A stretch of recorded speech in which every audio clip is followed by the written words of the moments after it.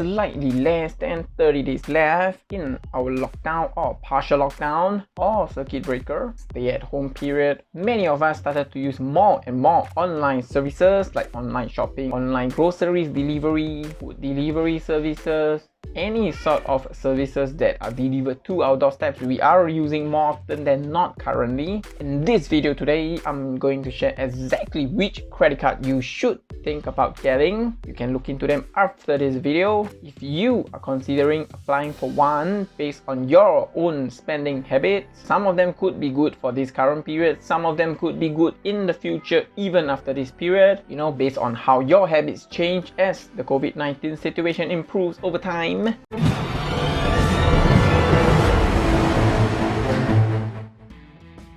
Hello, Calebby here. Today we are going to touch on credit card again after a long period of many different uploads that are not credit card related. We went into investing, Shopee, money saving tips, Tesla.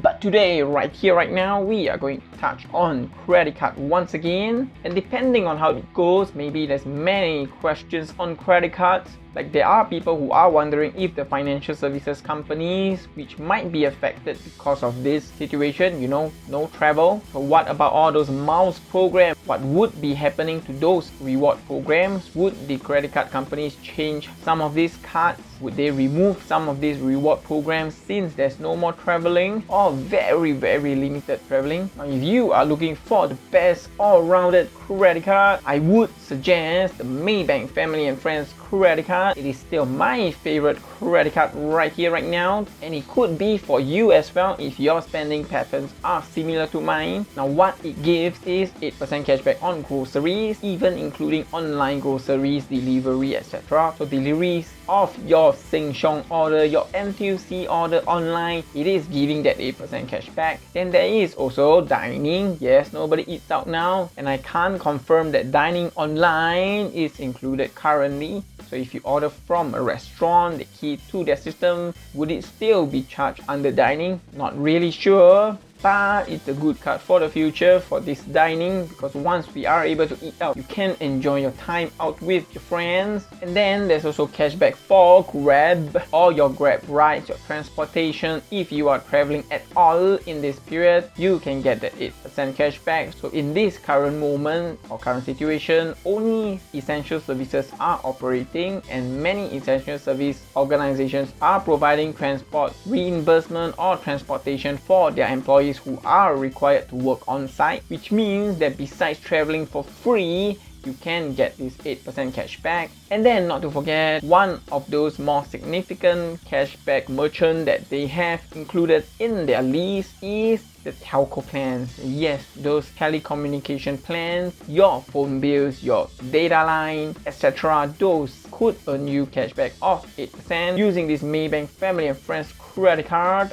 And then the best part is there's no cap to each individual merchant or category, which means you can spend $1,000 on groceries, just groceries, and get the full 8% cashback at $80 the cap. Or you can also spend $1,000 on all your Grab rides. Maybe you have to work every single day, $20 to and fro, 20 days a month, which is 40 rides at $20. That will be $800. So you would still be able to get the 8% for this $800 spend, which is $64, because there's no cap to each individual category or merchant. That's why my favorite card has not changed. It's still the Maybank Family and Friends credit card. Now, what if you hate Maybank, or maybe you hate Tigers, you do not want to get any credit card from Maybank itself, or maybe you don't trust Maybank? Which other cards could you get? Now, there's this one comparable card out there besides the Citibank one, of course. There's the UOB Delight Card. I'll put a picture here. It also gives 8%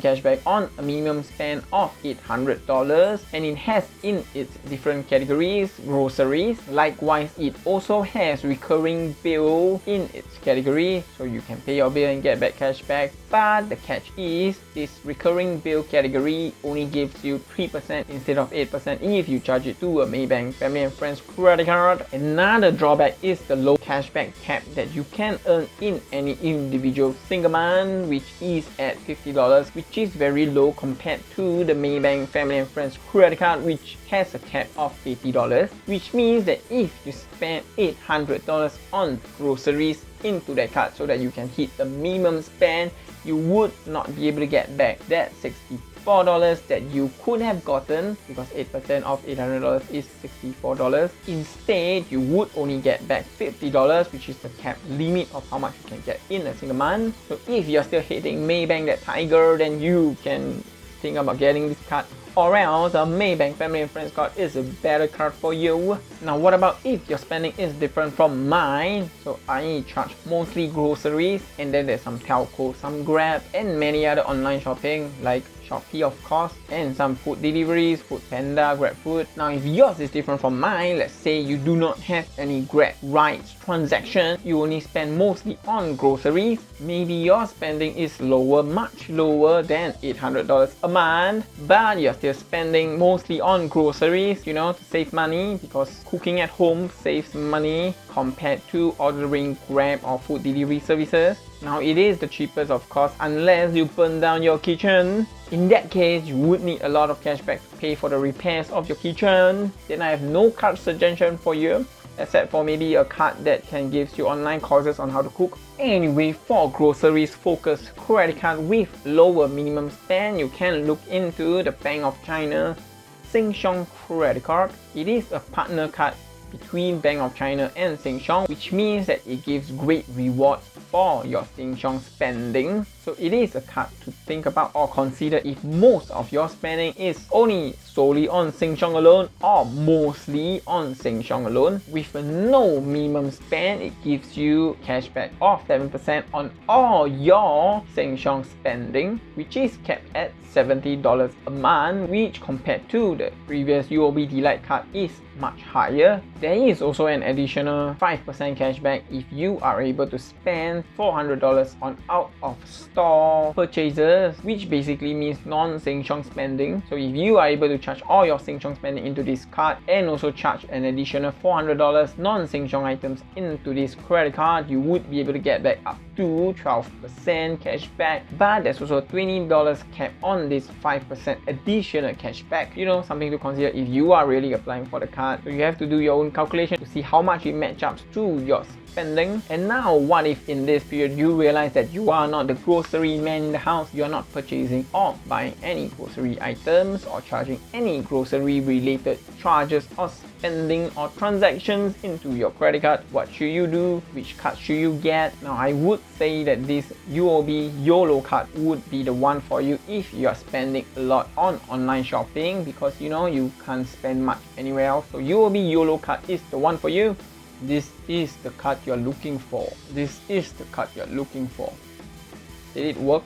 No? At least I tried. Okay, now let me explain the exact details. It gives 8% cashback on your weekend online spending and 3% if you are spending during the weekday. So if you're wise and smart enough, you could collate all your spending into the weekend and then only purchase during the weekend. You understand, right? Add it to the card and spend during the weekend so that you can get 8%. So for doing the hard work of collating all your purchases and only purchase them during the weekend, you would get an additional 5% cashback, which will bring the 3% to 8%. So this 5% additional cashback on top of the 3%, bringing it to 8%, is a reward for your hard work and dedication to delayed gratification. Now this card has a low minimum spend of just $600, which is very easily attainable unless you're an NS guy with very low allowance. But if you are an NS guy, you wouldn't be able to apply for that. Now it's not all roses and rainbows of course, because it too has a slightly lower cashback cap that you can earn every single month, which is at just $60. So it is better than the UOB Delight card shared earlier, but it is worse than the best few. Now we're done with this few reward cards. Now if you would like to reward me for collating this card to explain exactly what they do, I'm only gonna ask that you help to like this video and also share it with your friends who are applying for a credit card or thinking or considering about applying for a credit card during this period or maybe after this period. Once again, feel free to comment down below if you have any questions, feedback or clarifications needed for this video or or maybe even for our future upload. Maybe you have any video suggestion.